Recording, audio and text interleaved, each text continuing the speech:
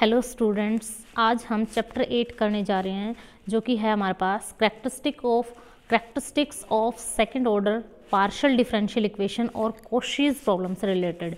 तो यहाँ हम डिस्कस करेंगे करैक्टरिस्टिक इक्वेशंस और करैक्टरिस्टिक्स कर्व्स के बारे में। सबसे पहले क्या करते हैं, हम सेकंड ऑर्डर की पार्शियल डिफरेंशियल इक्वेशन कंसिडर करते हैं जो हमारे पास किस फॉर्म में होगी, R R plus S S plus T T plus F of x Y Z P के इज इक्वल टू 0 की फॉर्म में। इस इक्वेशन को हमने 1 से रिप्रेजेंट किया है, जहाँ यहाँ पे हमारे पास जो कैपिटल आर, कैपिटल एस और कैपिटल टी जो हैं वो कांस्टेंट हैं या फिर एक्स वाई के फंक्शन हैं। अब इस इक्वेशन के कोरस्पॉन्डिंग हमारे पास एक क्वाड्रेटिक इक्वेशन बनेगी जो कि इस टाइप से होगी, r lambda square plus s lambda plus t is equal to 0।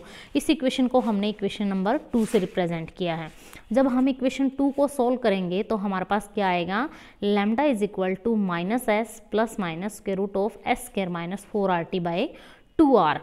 अब इस लैम्डा की हेल्प से हम ऑर्डिनरी डिफरेंशियल इक्वेशन बनाएंगे जो हमारे पास किस फॉर्म में होगी, dy by D x plus minus of s plus square root of s square minus 4rt by 2r is equal to 0। यहाँ लैम्डा की वैल्यू सब्स्टिट्यूट की है हमने। ये जो इक्वेशन आई है हमारे पास थर्ड, इसको हम करैक्टरिस्टिक इक्वेशन बोलते हैं या फिर करैक्टरिस्टिक कर्व भी बोल सकते हैं। करैक्टरिस्टिक इक्वेशन और करैक्टरिस्टिक कर्व, ठीक है।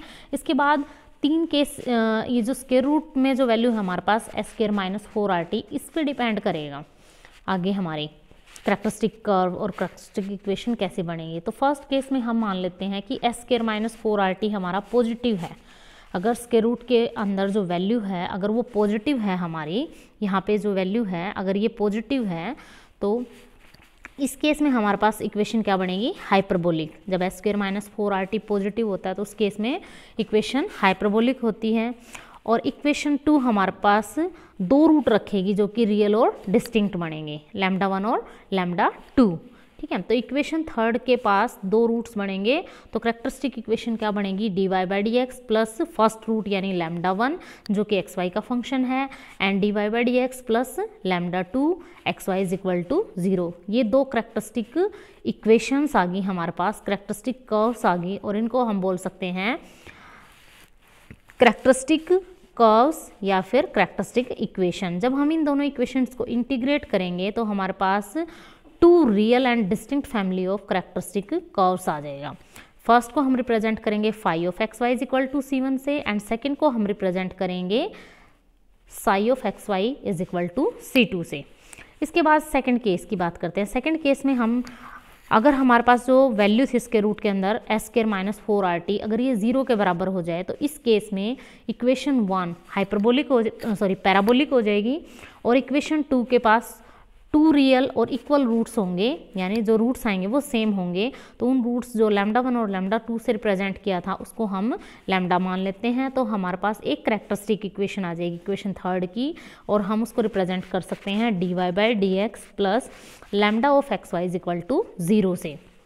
इसको जब इंटीग्रेट करेंगे तो हमारे पास only 1 family of real characteristics आएगी, ठीक है। इसके बाद थर्ड केस है हमारा एस स्क्वायर माइनस 4rt। अगर ये नेगेटिव है थर्ड केस में, तो इस केस में हमारे पास इक्वेशन 1 इलिप्टिक होगी और equation second conjugate complex roots रखेगी। तो हमारे पास यहाँ पे 2 फैमिली ऑफ कॉम्प्लेक्स करैक्टरिस्टिक्स हो जाएंगी इक्वेशन 1 की।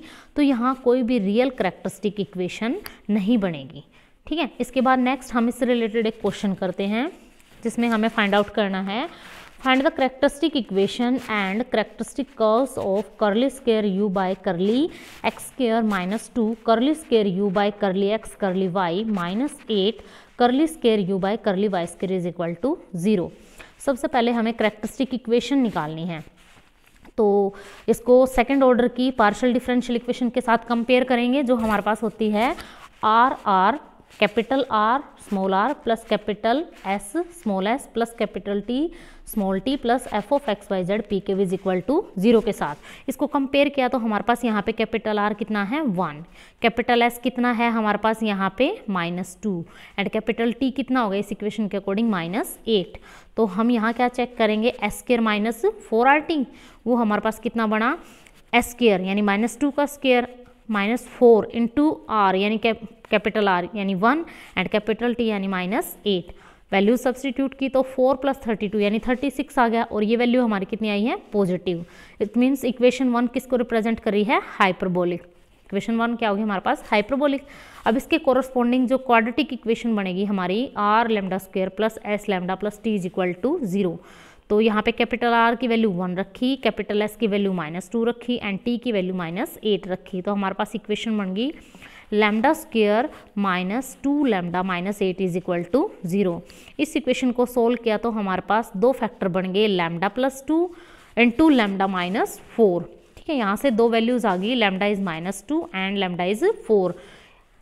-2 को हमने λ1 से रिप्रेजेंट किया एंड +4 जो है सेकंड रूट उसको हमने λ2 से रिप्रेजेंट किया। तो दो रूट आ गए हमारे पास। तो यहाँ पे हाइपरबोलिक है इक्वेशन, तो दो रियल रूट्स आ गए हमारा, रियल एंड डिस्टिंक्ट रूट्स आ गए।